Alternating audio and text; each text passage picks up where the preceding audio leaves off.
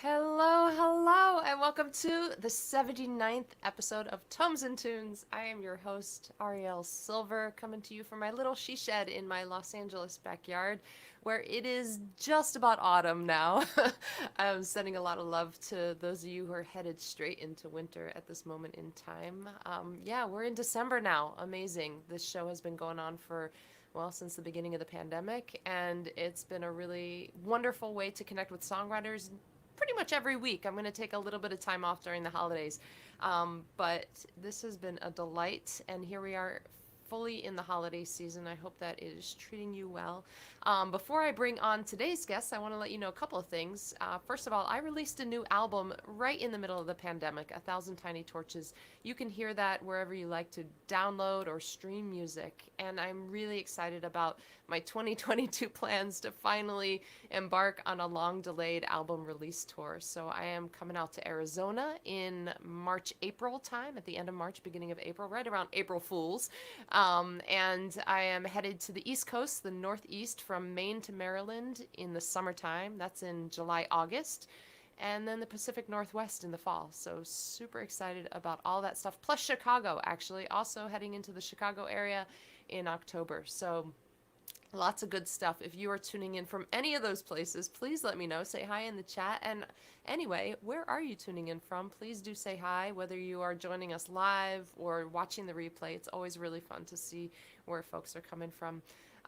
What can I tell you? What else can I tell you?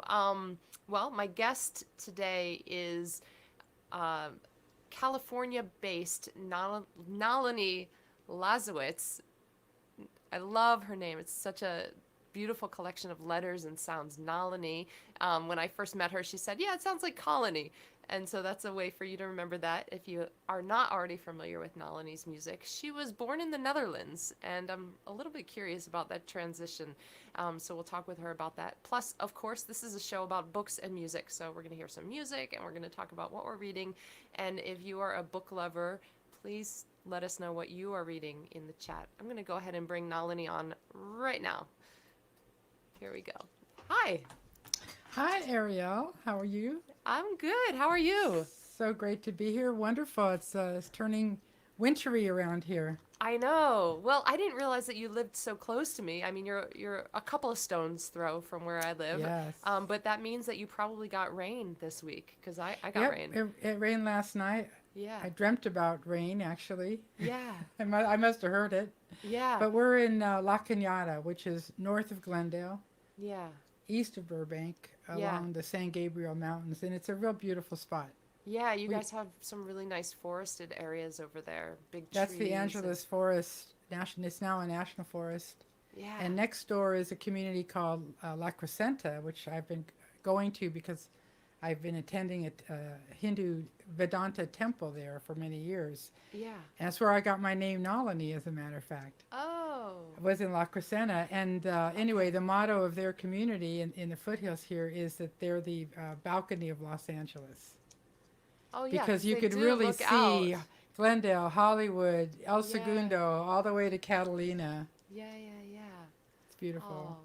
Yeah, I really love that area. As I was telling you before, I played a house concert over there a couple of months ago. Actually, I think it might have been on the first day of fall. I have to look back at my calendar, but it was just such a treat. I mean, the air is so fresh. It's just beautiful, beautiful views. Yeah. Yeah. So I'm really curious. I haven't heard you talk. I'm just turning off I have a little heater down there at my feet. I haven't really heard you talk before about this piece of your history, but it is in your bio that you were born in the Netherlands. That's right. But you were raised in California, right? Raised in Hollywood. I'm trying to get the glare out of my eyes. You see that? I think I'm going to hop up there and adjust that lamp. But born in the the Netherlands. Yeah. I How grew up long- calling it Holland. It was like, Yeah. your grandma in Holland. But Yeah. then as an adult, when I finally got a chance to visit, Holland is more like a state or a county or Yeah. whatever. It's a region, Yeah. but the country is the Netherlands. And my parents, were full Dutch, many generations.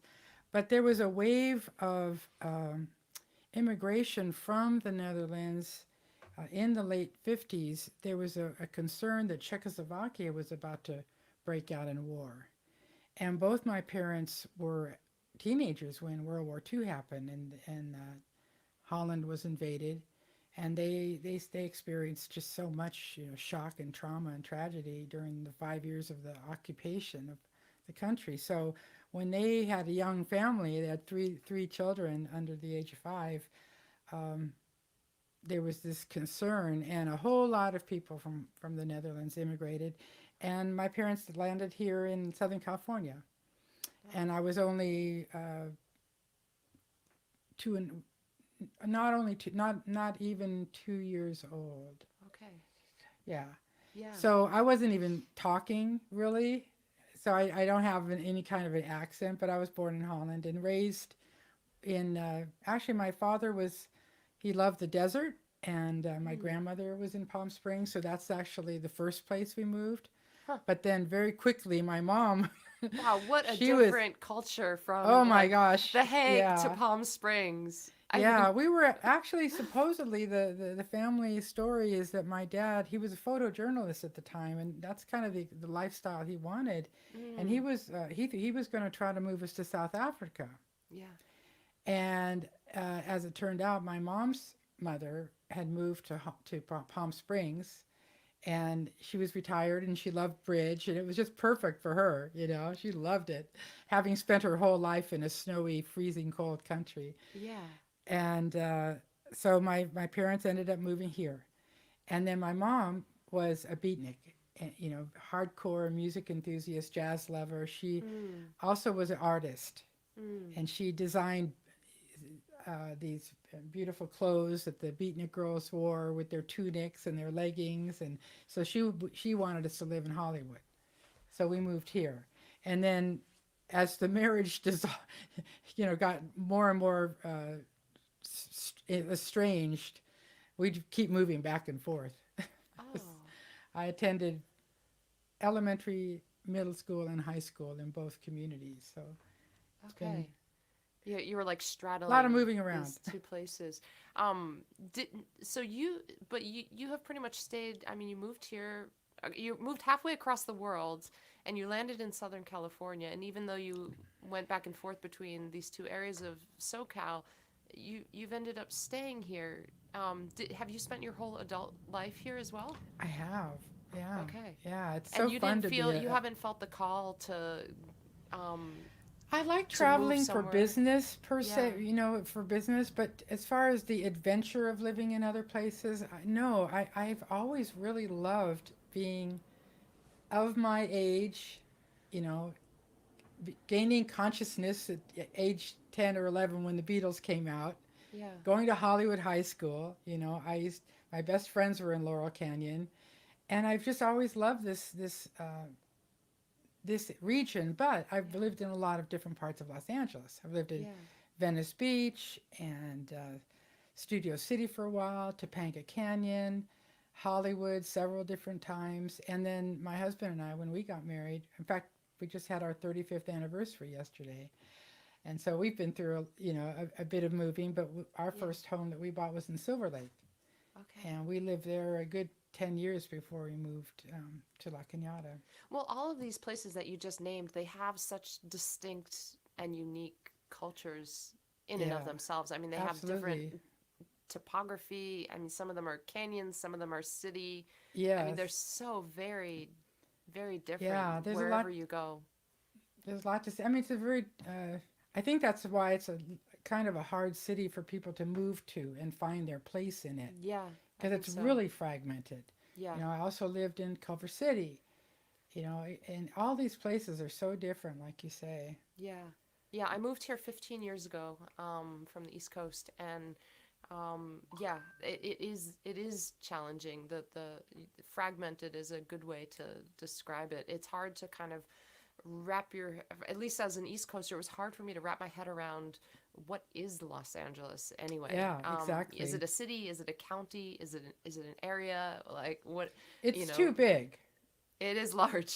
I Yeah, it's very large, vast. I finally, I've been a lifelong student. I've been taking classes since I graduated high school, but it didn't occur to me to get a degree till about 10 years ago.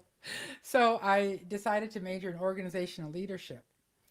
And, the bigger the organization, the more silos you have, the more dysfunction you have. And I've watched California and Los Angeles in particular, um, certain aspects of the governance and the civic engagement are excruciating because it moves so slowly, and the bigger the bureaucracy, the worse it gets. So you have the county of Los Angeles, which has I a lot of communities belong to that, like La Crescenta next door to me. Yeah.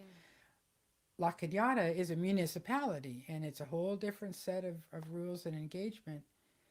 And yet the county only has, I think it's a 5-person board that oversees the entire county, Right, right. whereas little Okay, La yeah. Cañada has 5 people on their city council Yeah. controlling things, and it's such a big difference.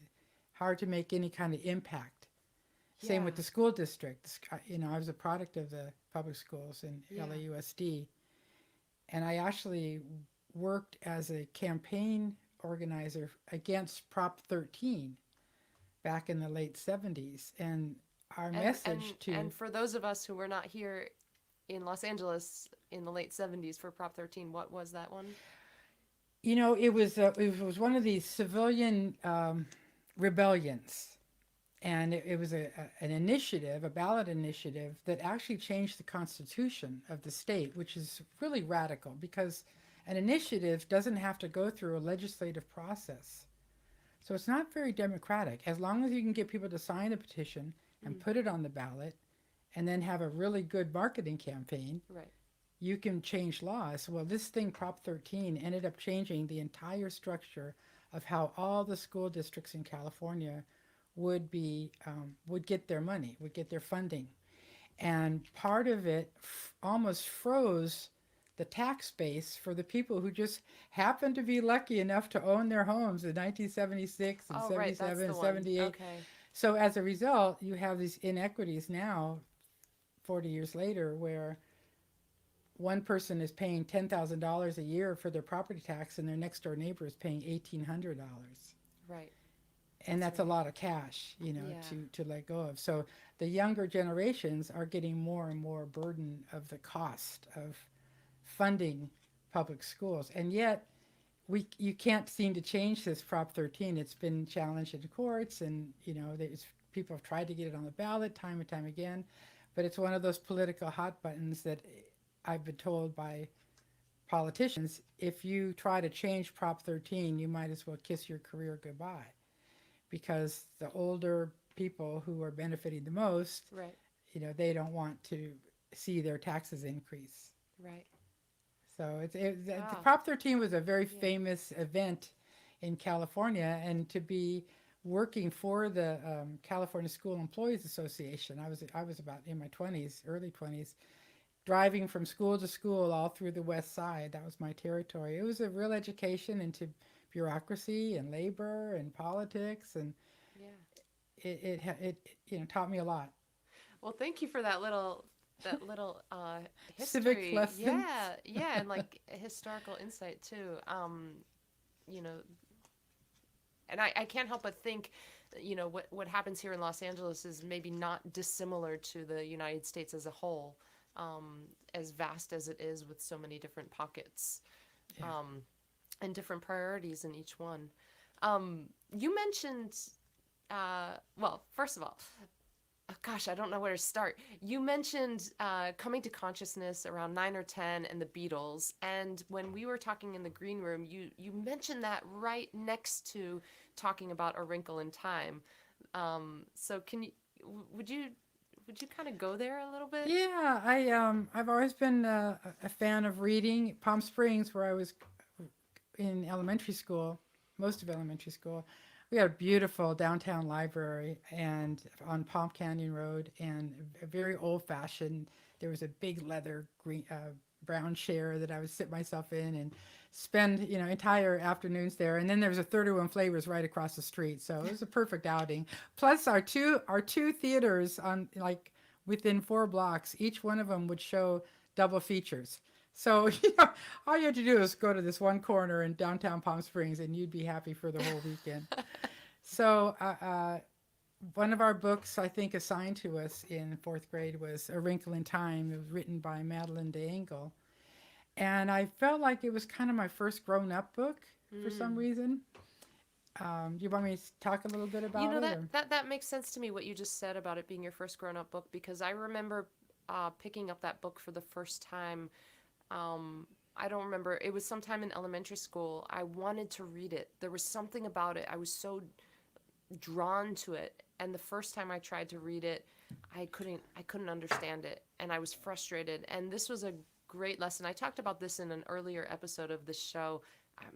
It might have been last year. I never really thought much about this, but my mother said to me, um, don't worry. That don't worry if you don't get this book right now. Just put it aside. Try it again next year. And she did that with a couple of books throughout my childhood. She loved Mm. to read. And so A Wrinkle in Time, I think it might have been third grade that I first tried it and I couldn't get through it. And then I picked it up again in fourth grade, and I think it was then that I loved it and read it again in fifth grade. And I read it, I don't know, probably 7 years ago to my stepdaughters when they were, younger. And it's this book that I just ended up reading a number of times over the course of my life. But that first time, I remember her saying, you know, don't worry, don't get frustrated, just put it aside. You'll grow into it, you'll get there. So I understand what you mean. Mm-hmm. Yeah. The um, the main character Meg, she was only about 11 or 12, and her father, was a scientist, and he was experimenting with time travel, and and they lost him into the ether somewhere. And after about 5 years, when she was now old enough to take matters into her own hands, she decided to go try to find him. Yeah. They made a movie out of it not too long ago. Oprah Winfrey was, I Yeah. think, one of the characters, and but the book was a little more like a sci-fi than Yeah. a fantasy. Yeah. And I love the science part of it actually. And they would talk about tessering, Mhm. which is a mode of transfer through time. Yeah. And you know, as I grew older and found out more about the author, she had a lot of religious themes, spiritual themes. Yeah. And this is a big thread in my life as well. And for all I know, this book was one of the places that it started. But Meg well, first of all, the author had a really tough time publishing it because I think this was around 63, early 60s. Publishers didn't think that a little girl could be the star of an action Hmm. science fiction story for children. It just didn't seem to make sense to them. Hmm. And when she finally found one, the book ended up becoming a huge hit. It was a Nebula winner, and Yeah. so many people read it. And the fact that it was a 12-year-old girl, which about my age, and Yeah. that she was so brave, and she was so devoted to her family. And as part of her adventure in trying to find her father, she brought her brother with her. He was a younger brother, and I had a younger brother. And there was a point in our lives, my family, where all the siblings kind of left LA, and I was the only one left. And my brother was one of them. And in later years, it felt a lot like the same kind of a thing where I wanted to make sure he was Mm. okay. And so she did that in the book too, because he got lost as well. So now she had to find both of them. Yeah. It's a really neat story. And then she meets some basically some angels, I guess you'd say, or witches, or whatever you want to call them. They had Yeah, they're their kind of own like powers. they're sort of like the mentors, the like um they have this other power to them, Yeah, you know. each one had a unique power, and Yeah. that was, a training for her to go Yeah. through. So it was a beautiful story. Yeah. So There's that's one of the songs I was going to share today. yeah, well, there's I'm looking for a string because for folks that haven't read this book, but I think that so many people have, but here we go. Here's a string. You always I, have to have I'm strings. I'm going to. Oh yeah, I'm going to adjust my light while you Oh explain. yeah. So in the book in A Wrinkle in Time, the idea of traveling was like instead of the longest distance between point A or the shortest distance between point A and point B being a straight line, the wrinkle was this folding up of time and space, so that the shortest distance between each point was not a line, not a straight line, but a tesseract, a wrinkle where you could just hop. And Nalini, that description of the tesseract and the way of traveling in that book, I've thought about it so many times during the pandemic when we've collapsed time zones and geographic distance through these kinds of platforms like we're using today or Zoom. Just this like, I mean, you talked to me earlier about your friend who released an album during 2020 after the right around the beginning of the pandemic, and I also released an album during the pandemic. And this idea that we can play shows and we can connect with people, outside of, our little she sheds or wherever it is that we had to shelter in place. I think I've been thinking a lot about A Wrinkle in Time in that regard. Yeah, I mean, it's all real people in real time, and Yeah. I've been so excited that people are more willing to talk in real time, because there was quite a long time there where you almost had to talk by text. Like, people have Mm. really changed their whole, mode of communication. In my era, I would call my best girlfriend on every commercial of Star Trek and we talk about it. These days you have to do a text to set an appointment to call on the phone. Right, right, right. And all of a sudden people of all ages are talking in real Yeah. time. I Well, just love this it. morning, I mean, morning for me, but not morning for the other people. I have a twice weekly call, basically, video call with a couple of musician friends, and one's in British Columbia, one's in Texas, one's in Massachusetts, one's in Yep. Amsterdam, and we're twice a week talking, and it's like, oh, it's 9 a.m. here, it's 6 p.m. there, and time and space have just collapsed. Yeah, and actually, even if you were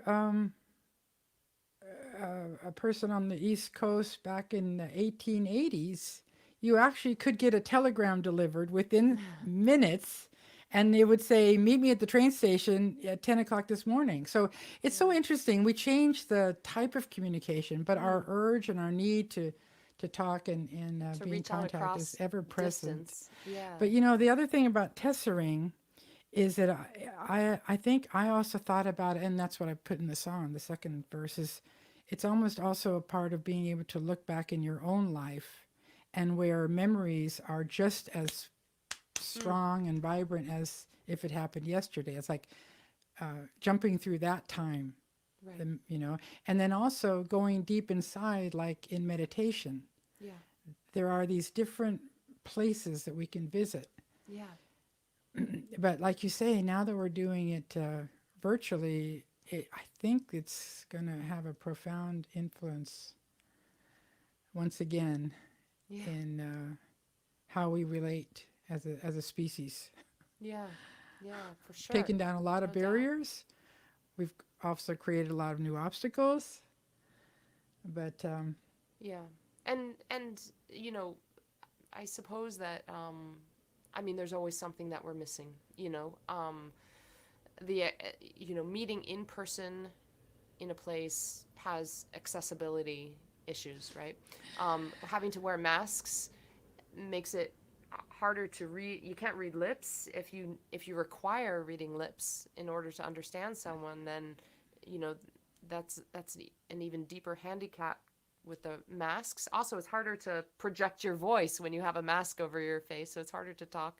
But then when we're on this, we're only getting information, from here up, and so it's like there's always something missing. Yeah, There's my always husband was trace. saying yesterday that he felt that you've got to have at least part of your engagement with people to be in real life, in real together in the same place, and you can almost say you've got to be able to smell them at one point, Mm. you know, Mm. just to have the interface between you doesn't quite give you the same connection. But I don't know if I believe that because Mm. I've made, like been online, a lot of open mics and, Yeah. and exchanges with musicians around the world. And I feel like we're friends, we're buddies, and I Totally. love Yeah. them, I care about them. Yeah. And, you don't always know everything about all your good friends either. Yeah. But friendships build on having experiences together, and I think we're doing a lot of that. Yeah. I love your show, Thank you. and to get a chance to find out a little bit more about people's background and what their interests are, it's really nice. Yeah. Nice way to introduce people. Speaking of which, folks, I can see, there's some folks that are listening and tuning in live. Please just say hi in the chat. Let us know where you are watching from. And if you have any questions, of course, chime in the chat box. Nalini, so you have a song inspired by A Wrinkle in Time. Would you be so kind as to play it? I sure will. I just, let's see here.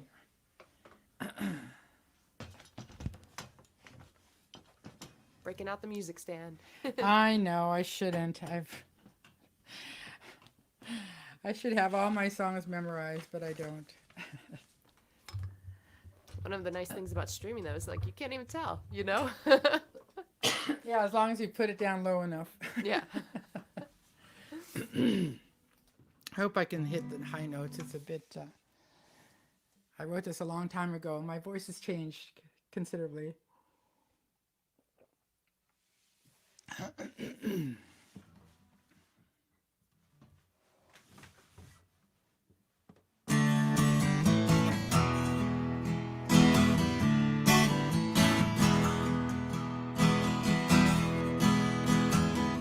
I will travel the world, the universe, the stars in the sky. I will face every demon till I look in my own Father's eyes, till I find Him again. I will fly through a wrinkle in time, tesser and higher and higher.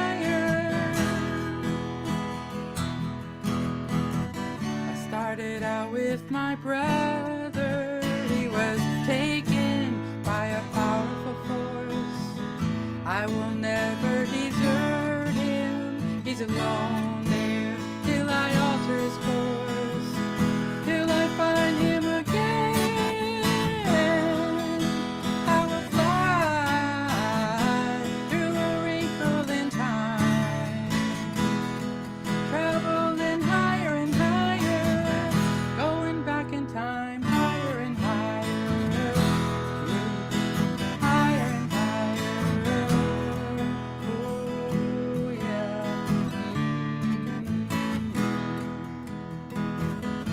In the world that surrounds us, confounds us, till we're dizzy inside, you've got to hold on to something that's awakened. When you let love inside, then you'll find Him again.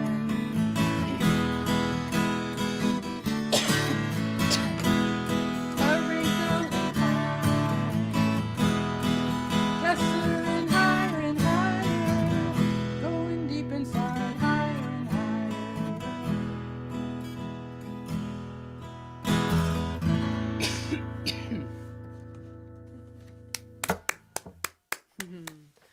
Thank you, Nalini. higher. Can you mute me for a second? Yeah, I sure can. Those room mics pick up everything. Let's all toast to Nalini. All right, here we go. I'm unmuting you again. All right.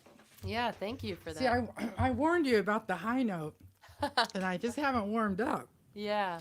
Had to cut it a little short, but You know what I've been lately loving doing? I started this, gosh, almost 2 years ago now, is much to the chagrin of my family, doing vocal warm ups every day in my shower in the morning. And it's such a nice place to do it. It's steamy, it's warm, I can oh start yeah, with those like easy, just like, yeah. that sort of thing. And then work up to jazz tunes sometimes or whatever.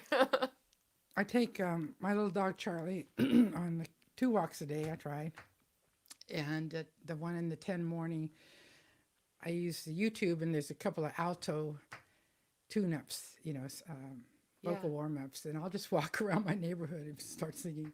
Doing your do re But mi's. the shower is a great idea. You're Yeah. humidifying those muscles. Yeah. I started doing that by necessity because I got sick at the beginning of 2020 and I lost my voice, Mm, and then I had a gig coming up and I lost my voice completely, mm. but this gig was in 2 weeks and I was like, wow, if I'm gonna sing that gig, I need first of all I need to rehearse for the gig, but I can't even sing right now. I can't even talk.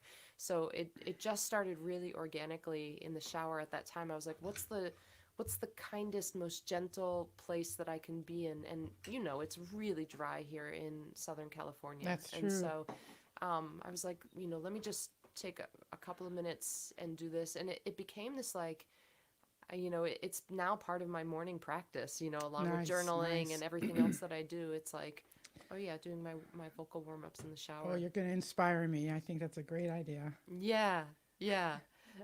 Luckily, I live in a musical household, so there's, I mean, I imagine it's pretty disruptive, but nobody seems to care much. So, so you had mentioned though, along with A Wrinkle in Time, you had mentioned that, and I don't want to turn this necessarily into a Beatles discussion entirely, but I'm curious about what you said about, um, you know, the the the development of your consciousness. You're rising up into a conscious awareness of yourself in connection with the Beatles arriving in your life, which also happened right around the Wrinkle in time.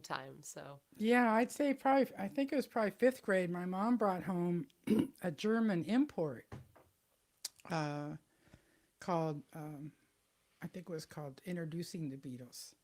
And she did not like the popular music at the time, like the 50s kind of music, rock and roll stuff. Not, I don't mean, she probably would like good rock and roll, but I'm talking about I don't know, Bobby Darin's maybe.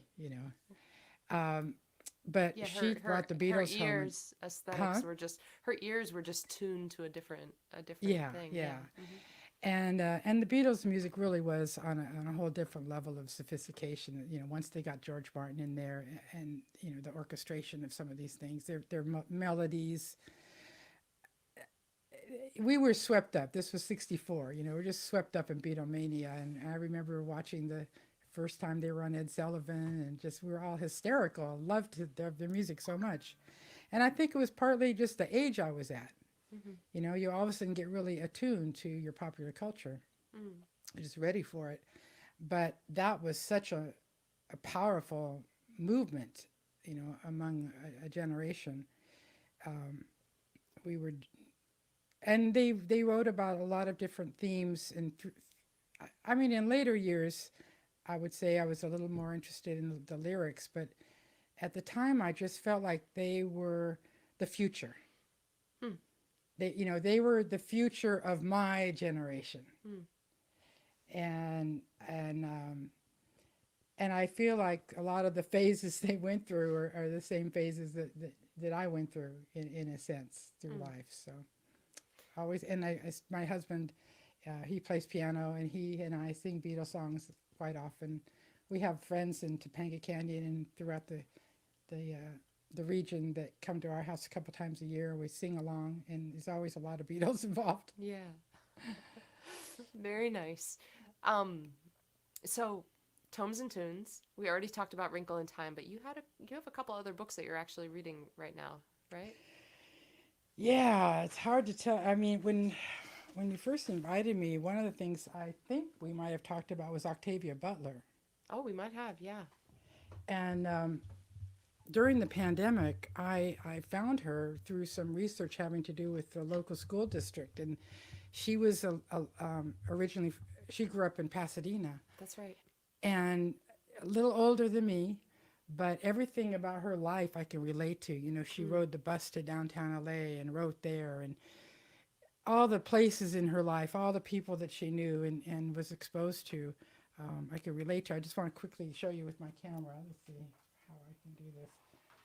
Over the pandemic, this is my Octavia Butler collection. Oh, great. Wow. I literally read all these books, Good for you. It's a great, and it's been a great time to just dive deep into some, a single thing. I love that you did that for her.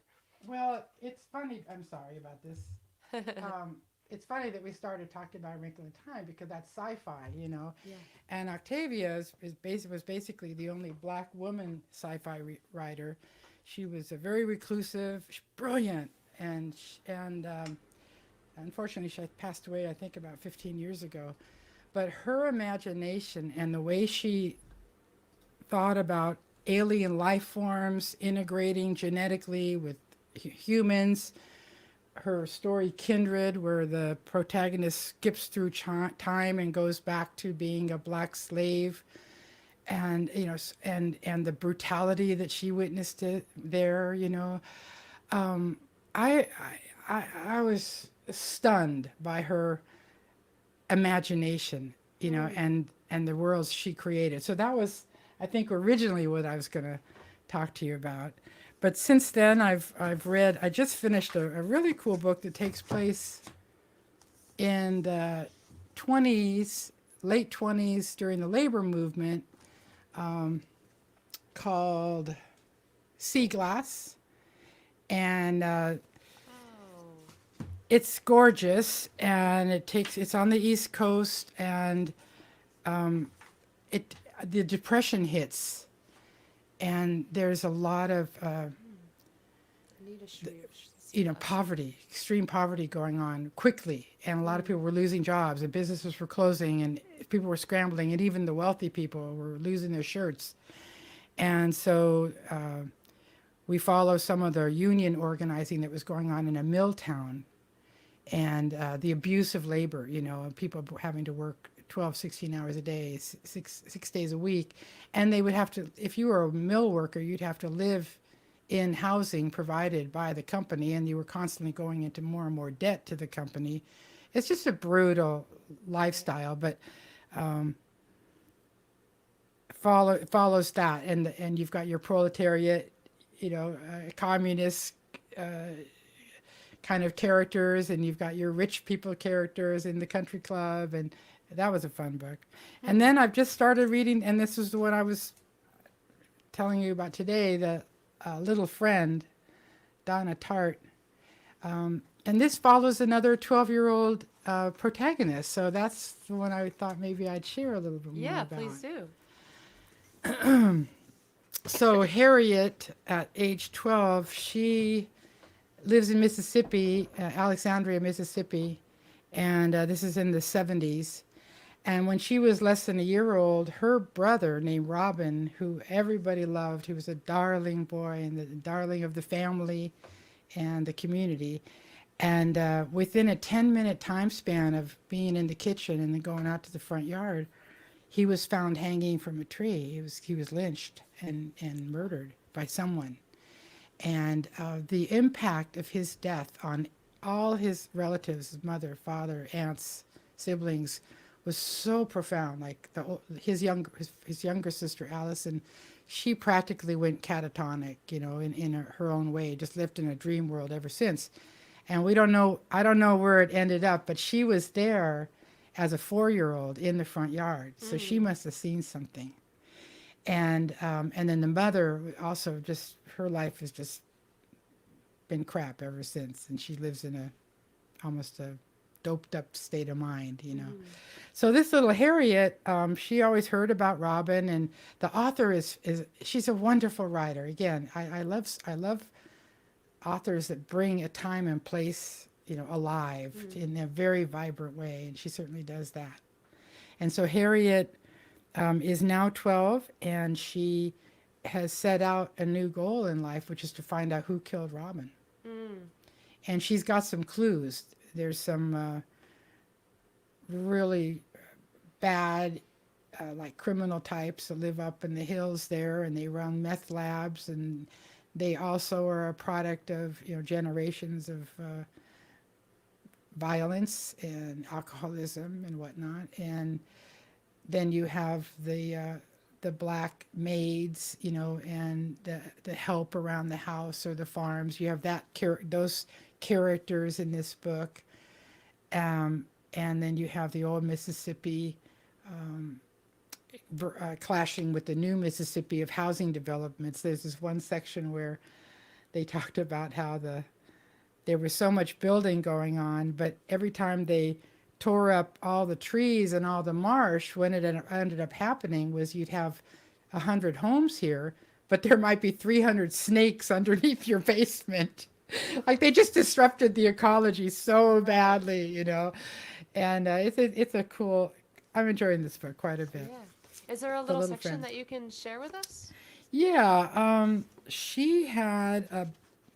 Harriet had a friend since kindergarten who idolized her, and he would always say she was her boyfriend, but she said, no, he's not my boyfriend. He's just a friend. I thought I had marked it. No, let's see.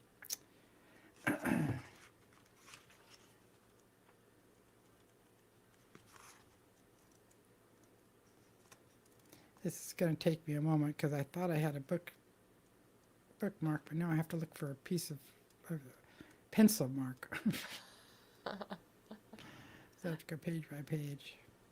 I don't know why it took me decades to well, I guess because Post-it notes are historically relatively more recent, but I use Post-it notes now for my my bookmarks, so I have Post-it notes everywhere, all over the place.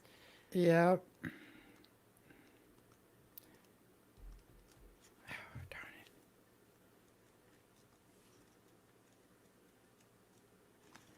I can't find this.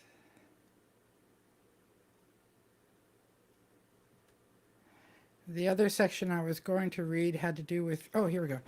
All right, so this is her little friend, and it's kind of fun to read something from an 11-year-old boy's voice, His older brother, well, this is the character, her best friend, and his older brother was best friends with the boy who ended up being murdered. Okay. So now the older brother Pemberton is a 20-year-old, and that's this how old young man Robin is would have 11. been. Okay. So he was kind of dreamily hanging out on the banks of the river fishing, and he went down sort of a fantasy lane. He pictured himself and Harriet speeding up Highway 51 with the top down. Yes, he was only 11, but in Mississippi you could get a driver's license when you were 15. And in Louisiana, the age was 13. Certainly he could pass for 13 if he had to. They could pack a lunch, pickles and jelly sandwiches. Maybe he could steal some whiskey from his mother's liquor cabinet. Or, failing that, a bottle of Dr. Trichinur's. It was an antiseptic and it tasted like shit, but it was 140 proof. They could drive to Memphis, up to the museum, so she could see the dinosaur bones and the shrunken heads. She liked that kind of thing, educational. Then they could drive downtown to the Peabody Hotel and watch the ducks march across the lobby. They could jump on the bed in a big room, order shrimp and steaks from room service, and watch television all night long. No one could stop them from getting in the bathtub if they felt like it, without their clothes on. His face burned. How old do you have to be to get married? If he could convince the highway patrol that he was 15, surely he could convince some preacher. He saw himself standing with her on some rickety porch in DeSoto County, Harriet in that red checkered shorts set that she had, and he in Pim's old Harley Davidson t-shirt, so faded that you could hardly read the part that said, "Ride hard and die free." Harriet's hot little hand burning in his, "And now you may kiss the bride." The preacher's wife would have lemonade after. Then they would be married forever and drive around in the car all the time and have fun and eat fish that he caught for them. His mother and father and everybody at home would be worried sick. It would be fantastic. An 11-year-old's idea of what it would be like. Thank you. Yeah. You're welcome. Yes. That Peabody Hotel. Have you been there? No, I've never been to Mississippi. My son, his new wife, she's from Mississippi, so I'm, looking forward to going there someday and Yeah. getting my way around. How about you? Well, the Peabody is in Memphis, Tennessee. Oh yeah, sorry. Yeah, and yes, I've been there. My brother's first wedding was there, and the ducks still. Oh, that's funny. They still do the ducks. Yeah, it's quite a thing. That's Every so day funny. at whatever time the ducks come down and then they go back up and yeah. See, a Yeah. little touch like that, she's so authentic in her research and Yeah. what she's describing. That's so cool. Yeah, it's fun to think about that too. And to think about that in terms of an 11-year-old's eyes, of you know, that and the museum, Yeah, I liked how he said, yeah, she would like that. It's very educational. educational. Yeah, totally. Yeah. Well, I'll share this. So this is Rebecca Solnit's A Field Guide to Getting Lost. And here we go. Let's see, bring it a little closer. I love Rebecca Solnit. She is brilliant. Anybody who has been exposed to her, I think everybody agrees. She's a brilliant thinker, elegant writer, complex ideas, and I had wanted to read this A Field Guide to Getting Lost for some time, and I don't know, kind of went out of my mind for a while, and then ended up back in my mind earlier this fall, probably around September or October, and I think the way that I remembered about it, I think, is that I stumbled upon it in Audible, because I always have these. I'm always reading books in paperback or hardback, but also listening to other books when I go for my walks and things like that. And I stumbled upon it in Audible, and her ideas were just complex. She's reading the book in Audible, and her ideas were just complex, and she's a fast reader and I'm a slow reader, and so it's the first time I ever slowed down an audiobook so that it was, point 0.9, it was like a little bit slower than, the recorded pace. But even so, I was like, you know what? I need to take this way slower. I need to dwell on ideas. I need to, reread sentences as they go by. And so I picked it up in paperback. And I'm still making my way through it because I've taken a foray away from this book into an indulgent read, The Mists of Avalon by Marion Zimmer Bradley. This fall, I was really tired, and It was hard. and I felt like I needed to just, indulge in this really wonderfully written, very long novel. So I think actually though it was Rebecca Solnit's A Field Guide to Getting Lost that actually sent me off on this trip into the Mists of Avalon, because in this she talks about just allowing yourself to get lost, to leave the familiar terrain and venture into, some other world. And, the Mists of Avalon is all about that, first of all, but second of all, just for myself, I felt like I just needed to dive into, a novel. I've read it a couple times in my life before, so it wasn't completely unknown, but I'm going to read this little section from A Field Guide to Getting Lost. She's a very essayistic writer. She's trying to understand ideas as she writes. So, lost really has two disparate meanings. Losing things is about the familiar falling away. Getting lost is about the unfamiliar appearing. There are objects and people that disappear from your sight, or knowledge, or possession. You lose a bracelet, a friend, the key. You still know where you are.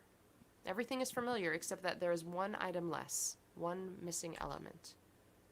or you get lost, in which case the world has become larger than your knowledge of it. Either way, there is a loss of control. Imagine yourself streaming through time, shedding gloves, umbrellas, wrenches, books, friends, homes, names. This is what the view looks like if you take a rear-facing seat on the train. Looking forward, you constantly acquire moments of arrival, moments of realization, moments of discovery. The wind blows your hair back and you are greeted by what you have never seen before. The material falls away in onrushing experience. It peels off like skin from a molting snake. Of course, to forget the past is to lose a sense of loss that is also memory of an absent richness and a set of clues to navigate the present by. The art is not one of forgetting, but letting go. And when everything else is gone, you can be rich in loss. So that gives you a little sense of that book. I'm near the end of Mists of Avalon, so I'm going to be turning back to the field guide to Getting Lost. And I'm curious. I don't do a lot of rereading of books, and you Yeah. mentioned a couple times that you do. When Yeah. you reread a book, are you as closely following each page, each sentence, as, or are you skipping sections? No, not skipping. Well, I don't typically reread books necessarily, but The Mists of Avalon, I read it in I was probably 20 when I read it the first time, and I was in my early 30s when I read it the second time. So now I'm in my 40s, reading it again. So much time has gone by since I read it before, but I think I'm actually more. I'm not sure, but I think I'm more attuned to certain things than I was before because now I've lived another decade or so since the last time I read it. New ideas have come into my own mind. I can't think of that many books I've reread, but that's one of them. Yeah. One of the few that I have reread, and it's a funny little story, I think, is Women on the Edge of Time, Marge Piercy. Oh, I don't know that book. Yeah. Oh my God. A classic, 1976. And let's see. Considered a classic of utopian speculative science fiction, as well as a feminist classic. It follows this downtrodden Chicano lady whose sister is she's forced to be a prostitute under her pimp's thumb, and her husband is the pimp's thumb, and there's some violence involved. And our heroine, this is in late 70s, she gets put in jail for at one point fighting with her sister's husband. And she gets thrown in jail, and then she gets put into a mental institution, and it turns out they're experimenting with the patients there. And they're giving them drugs and stuff. And so she starts getting visited from this ethereal creature from the future, about 200 years in the future. And it's sort of an androgynous character.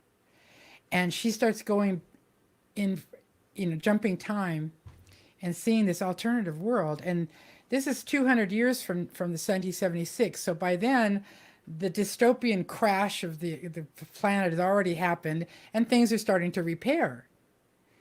And now you have a society based on these really cool villages. And this made me think about LA, and it changed my life. Like, because I have a vision of what the future could be like, and all of a sudden, so many things are different. Like, a child is born by resting in a pool that gets the eggshells, or the egg cocoons, whatever they're called, they get gently turned over by the helper people, and everybody gets adopted by a 3-person family. And then there's a coming of age ceremony when they're in their teens, and each village in each area has their own specialty and expertise and art, and maybe food and agriculture, and much more of a ecologically sensible society. You could walk places, there wasn't all this machines, all these robots, tearing up the asphalt everywhere. They had finally kind of figured out a way to be modern and yet to be respectful of the earth. So it was a beautiful vision of the future. Well, when I first read it, I kind of thought that she actually was doing this, that she was going into the future, and this was the future that she was visiting, you know. And I read it back in the 70s when I was a lot younger. And then I reread it a few years ago, and I'm like, no, she didn't go anywhere. She was under the influence of, Right. you know, psychotic drugs, and these were fantasies. So it was Yeah. so funny to Huh. have that completely different feeling, but still embrace this vision of the Yeah. future that Yeah. was so interesting, Wow. Thank so you. fair and loving, you know. Yeah. There was an exhibit at USC a couple years ago. I was on campus a lot over there, and um, there was an exhibit that was kind of split in half. It was like dystopian and utopian visions of the future, past visions of the future, and it was interesting to, you know, you could go to the right for utopia or go to the left for dystopia, and, you know, interesting to see these visions of what writers and artists thought of Amazing. the past or thought Yeah. the future would be.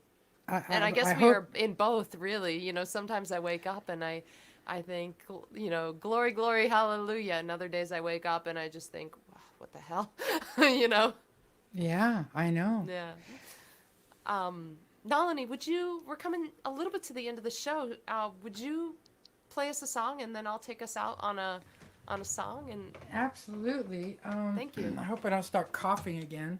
Well, you know, I hate that when that happens. that's the way we know it's live. This is not pre-recorded. Um, that was there. There was a bit of a segue there that was good. This is a song I wrote during the pandemic, and oh my goodness, called "Scraps of Paper." And I think a lot of us were going into our music files during the pandemic and looking at some of the things that we had worked on in years past. And I started playing around with a tuning that I had not been familiar with, an old, this is an A minor tuning. And it's funny that we're talking about, you know, some days you think, oh, we're in a great world, and other days like, what the hell's going on? And I do feel like the optimism and all you need is love, and love is all you need, and we're going to make the world better. A lot of those values that I grew up with that kind of define me as an activist, you know, and as a human being, were turned on its head, you know, because of the political scene and the election coming up and the pandemic, and people were acting so crazy. And so I lost a lot of my self-confidence, and there was a real dark period last fall.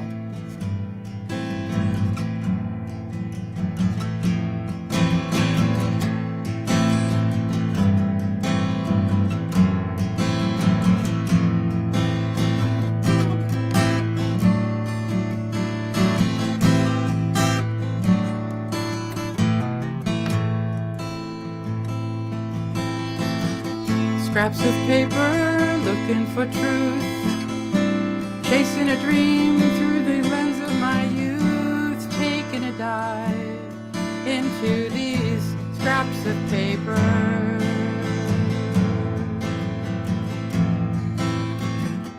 Scraps of paper, playing with rhymes, random thoughts frozen in time, hoping to find meaning inside.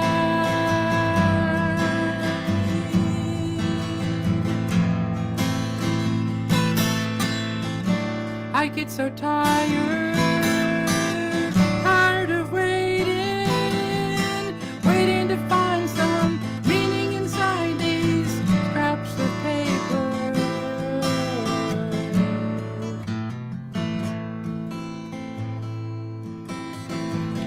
When I was young, thought I knew all the changes we needed to go through. I thought that love would light the way, but in the dark I'm losing faith every day. I trusted love would save us all. A broken promise as we enter fall.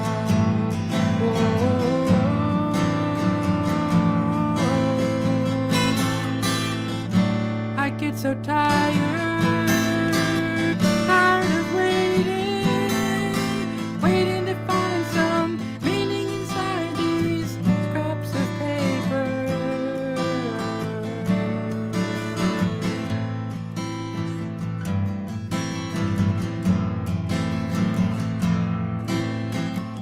Scraps of paper, unfinished lines, half-hearted poems, half-hidden signs, thoughts interrupted, never spoken in time.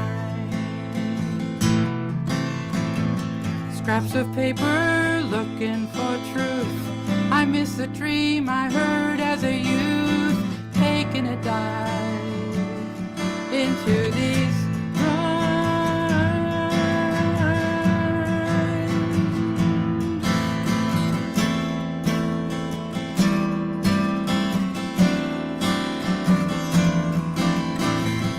I thought that love would light the way, but in the dark I'm losing ground every day.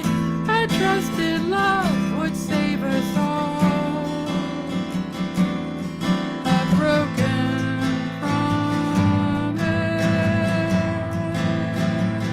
hidden in these stacks of paper, looking for truth in these scraps of paper.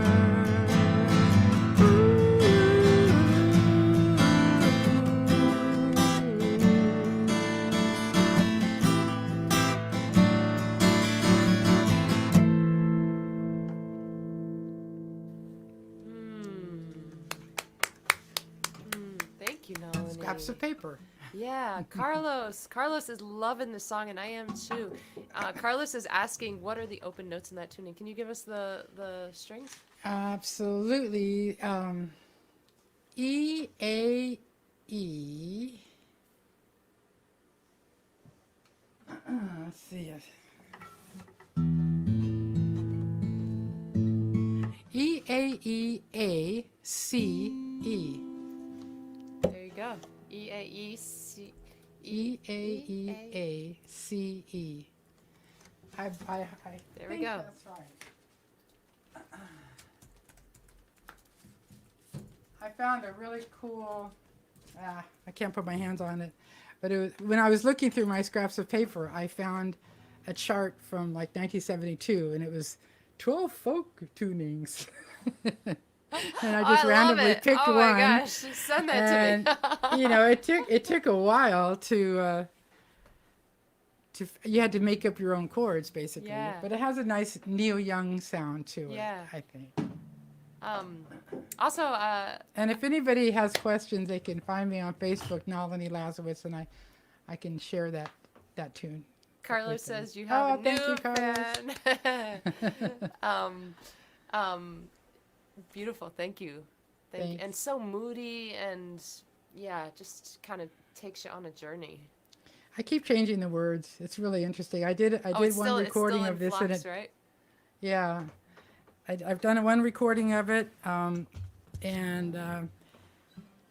it turned out there was no guitar, hardly any guitar, so it's not really the right recording. Oh yeah. Carlo, if you want to help set me up with a studio and do an acoustic version of this, I need help. Well, you know, Carlos, he's based in Florida, and he could hook you up with a studio and an engineer and producer down there, because he's in that world. He and I know each other from way back in our Boston music days. Nice. Total sweetheart. I guess I'll take us out on this. It's that time of year. I'm not gonna be able to play this song in a couple of weeks for a while, so I thought I'd play it here. It's a holiday song. Rick Dross says, do you break a lot of G strings tuning up that way, Nalini? Not so far. No, this is an old guild, and it's kept the tuning perfectly. So you just leave, you I just go leave back. that particular Yeah, guitar in that I tuning?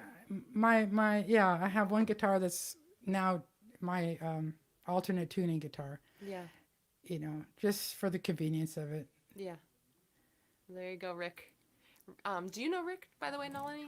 No, I don't He's think a so. Boston-based songwriter, wonderful songwriter himself. He's been on the show actually. So, Cool.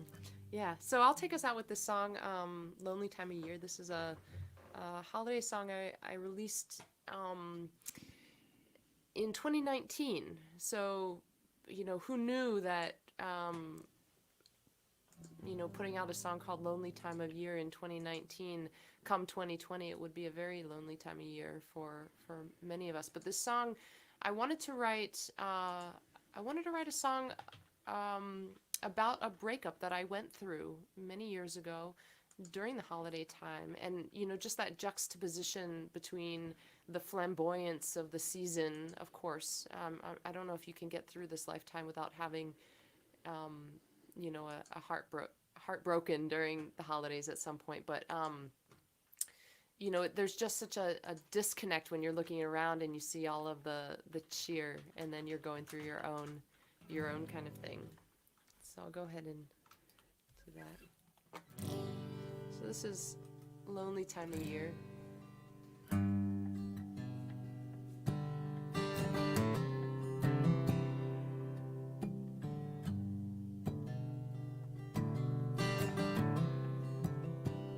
I just need to tune up. The weather is changing a lot in this room.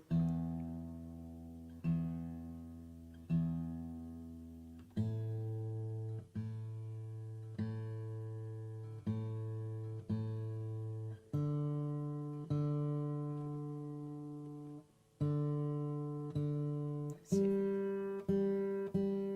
Everything's just going a little sharp.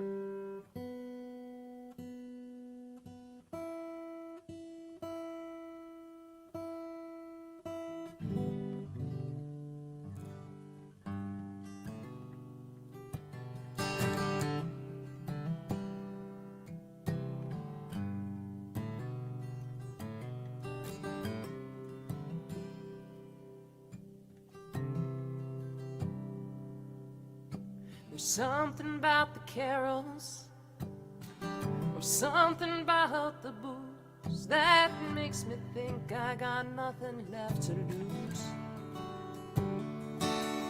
'Cause the Yule log's burning brightly, but I'm here on Christmas Eve, thinking maybe it's time for me to leave. Every station's playing "I'll Be Home for Christmas." How the melody once filled me with good cheer, but with every glass you pour, I feel more sorrow. In this house, it's a lonely time of year.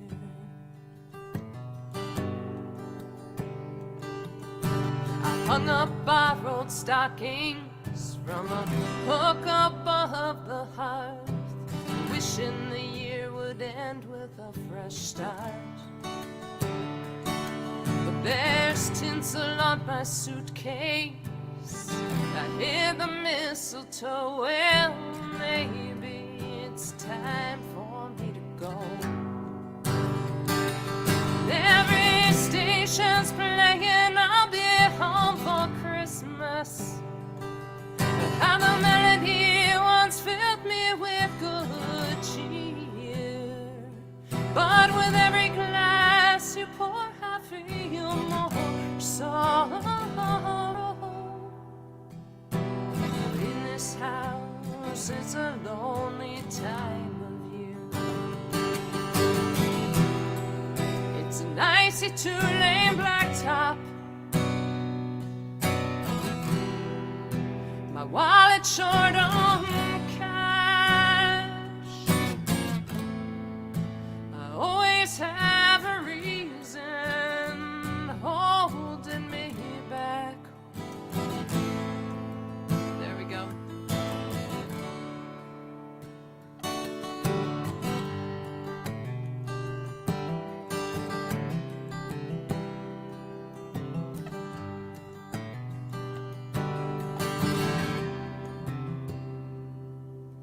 while the snow falls like confetti. I'm weeping on the tree, 'cause the truth is I'm longing to be free.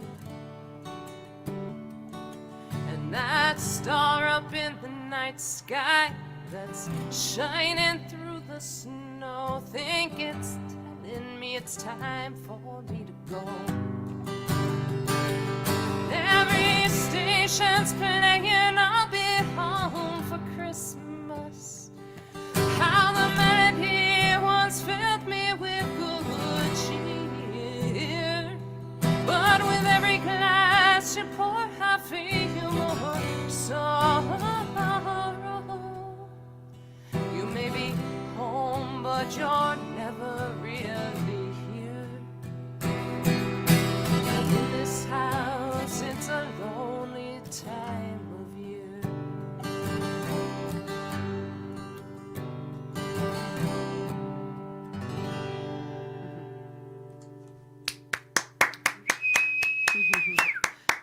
Whistles! Oh my gosh, thank you. That's Nice. so fun. I love that.